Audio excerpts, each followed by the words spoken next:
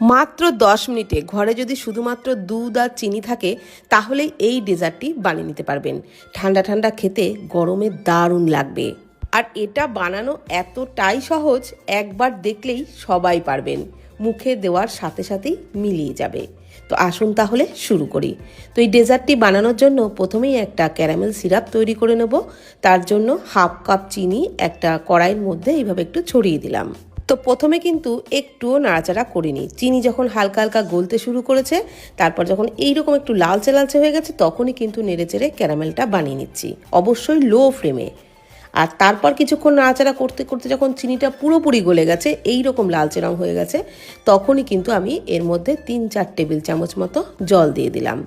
একটু জল ক্যারামেলের মধ্যে দিয়ে তারপর দুধ দিলে তাহলে দুধটা কিন্তু কেটে যাওয়ার সম্ভাবনা একেবারেই থাকে না, না হলে অনেক সময় দুধ কেটে যায়।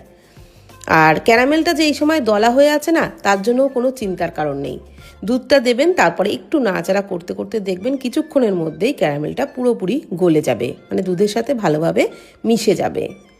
তো ক্যারামেল দুধের সাথে ভালোভাবে মিশে গেলে দিয়ে দিচ্ছি এর মধ্যে হাফ কাপ গুঁড়ো দুধ। গুঁড়ো দুধ দিলে যেমন পুডিংটার টেস্টটাও দারুণ হবে, তেমন কিন্তু তাড়াতাড়ি দুধটা ঘন হয়ে যাবে। তো গুঁড়ো দুধটাকে খুব ভালো করে মিশিয়ে দুধটাকে কিন্তু ফুটিয়ে একটু ঘন করে নেব। তবে খুব বেশিক্ষণ ধরে জাল দিয়ে ফুটিয়ে ঘন করার দরকার নেই, ওই 1.5-2 মিনিট মতন ফুটিয়ে নিলেই কিন্তু দুধটা একটু ঘন হয়ে যাবে। তো দেখুন দুধটা ভালোভাবে ফুটতে শুরু করেছে। তো এর থেকে বেশি ফুটিয়ে কিন্তু ঘন করব না। 2 মিনিট মতো দুধটাকে আমি ফুটিয়ে নিয়েছি, আর এই রকম একটু ঘন হয়ে গেছে। তো এই রকম ঘন করেই দুধটা জাল দিতে হবে, এর থেকে বেশি ঘন করার দরকার নেই। এইবার আমি এর মধ্যে একটা জিনিস মেশাবো, সেটা হলো আগার আগার পাউডার। ওই হাফ কাপ মতো জলের মধ্যে 1 টেবিল চামচ আগার আগার পাউডার মিশিয়ে নিচ্ছি। আর জলটা কিন্তু এখানে ঠান্ডা গরম কোনো জলই না, নর্মাল জলই নিয়েছি। এইবার জলটাকে, মানে ওই আগার আগার পাউডার গোলা জলটাকে দুধের মধ্যে দিয়ে ভালোভাবে মিশিয়ে দুধটাকে একটু ফুটিয়ে আরও একটু ঘন করে নেব।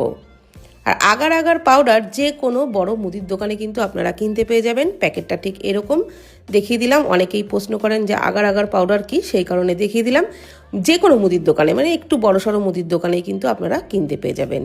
তো দেখুন দুধটাকে কিন্তু ফুটিয়ে এই রকম ঘন করে নিয়েছি, এই যে হাতা দিয়ে দেখিয়ে দিচ্ছি। তো এর থেকে বেশি ঘন কিন্তু করবেন না, তাহলে ডেজার্টটা ভালো জমবে না। এইবার গরম অবস্থাতেই ওই দুধের মিশ্রণটাকে একটা কেক টিনের মধ্যে ঢেলে নিচ্ছি। কেক টিনের মধ্যে আমি এই ডেজার্টটা জমাবো, সেই জন্য কেক টিনের মধ্যে ঢেলে নিয়েছি। আর তারপর একটু ঠান্ডা করে নিয়েছি, ফ্রিজে কিন্তু রাখিনি, এমনি বাইরে রেখেই একটু ঠান্ডা হয়ে গেলে ওপর থেকে দেখতে সুন্দর লাগবার জন্য একটু আমান কুচি ছড়িয়ে দিচ্ছি। আর তারপর